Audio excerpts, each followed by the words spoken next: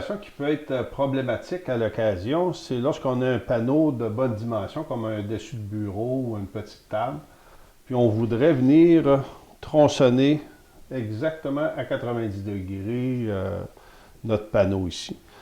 Donc, si on tente d'utiliser le guide là, qui vient avec notre banditier habituellement, ici, je n'arrive pas à entrer adéquatement, puis ça va être assez difficile de maintenir en place la pièce de bois lorsque je vais faire la coupe.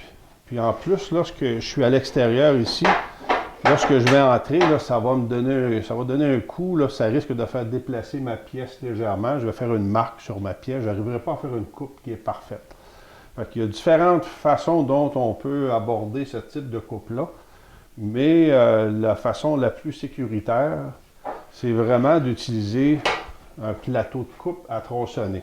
Une façon de couper un panneau, si jamais la dimension est assez carrée, on pourrait se permettre d'utiliser un guide à refendre en venant s'appuyer ici pour faire cette coupe-là. Mais si la longueur est plus longue que la largeur, c'est vraiment pas une installation qui est recommandée, étant donné que lorsque je vais entrer dans ma coupe ici, ça va être assez difficile. Si j'ai le moindre mouvement, la pièce va être éjectée à ce moment-là, puis ça va être très, très dangereux. Donc, un type d'installation comme ça serait très dangereux pour faire une coupe à 90 degrés, étant donné que ma longueur ici est supérieure à ma largeur. Lorsque je vais avancer, ici, c'est assez difficile d'être tout à fait stable. Si jamais je n'ai pas un outillage qui est parfaitement bien ajusté, ça pourrait être assez dangereux de faire ce type de coupe-là de cette façon-là ici. Ici, avec un plateau de coupe, il y a différents modèles. Regardez ce que vous avez disponible. J'en offre ce type de plateau-là sur notre site web, mais peu importe le type de plateau, l'important, c'est d'être capable d'avoir une référence à 90 degrés parfaite. Puis lorsqu'on va faire la coupe, on va pousser un plateau au complet. Donc, ça va être beaucoup plus stable, beaucoup plus facile de faire une coupe qui est impeccable à ce moment-là. Donc, ici, on a simplement à venir mesurer la longueur. Exemple, je voudrais avoir un 20 pouces.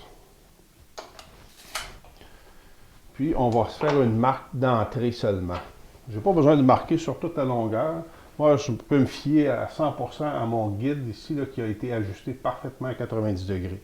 Donc, je sais que si je m'appuie parfaitement ici, je vais avoir une coupe qui est parfaite à 90 degrés. Avec une simple petite marque d'entrée ici, moi, ça me convient. Puis, je vais être en mesure de faire une coupe impeccable à ce moment-là. Donc, encore une fois, ici, on est en mesure de venir se positionner avec... Déjà, on a un trait ici qui a été fait par la lame. Puis, on va simplement faire une première coupe. Puis, on va s'approcher progressivement jusqu'à ce qu'on ait la coupe en finesse.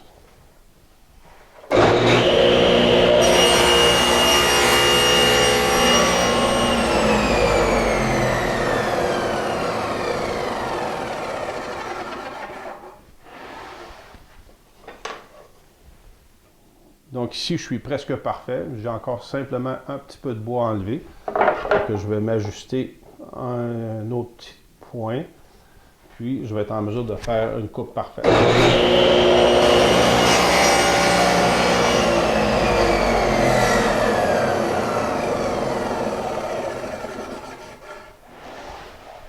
Et voilà.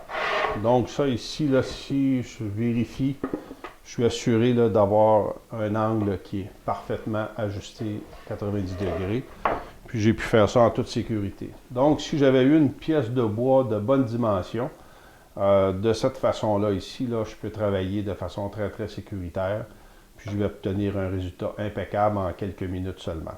Donc c'était une situation qui était problématique au départ, mais avec un bon plateau de coupe à tronçonner, je suis en mesure de faire ce type d'opération-là de façon rapide et sécuritaire.